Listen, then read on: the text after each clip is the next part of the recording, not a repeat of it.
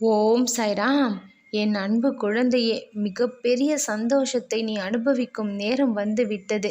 இது நாள் வரை மிகப்பெரிய துன்பத்திலும் பல பிரச்சனைகளிலும் சிக்கிக் கொண்டிருந்த வாழ்க்கை அழகாக என்னுடைய கரங்களால் உன்னை நான் மீட்டெடுத்து மிகப்பெரிய மாளிகையில் அமர வைக்கப் போகின்றேன்.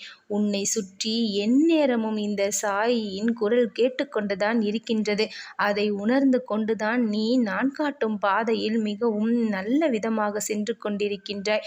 யாரையும் துன்புறுத்தவும் இல்லை, யாரையும் கவலைக்குள்ளாக்கவும் இல்லை நீ. ஆனால் உன்னைதான் பலர் பலவிதமாக எப்பொழுதும் சதி செய்து கொண்டு இருக்கின்றார்கள். அந்த நிலையையெல்லாம் நான் மாற்றி விடுவேன்.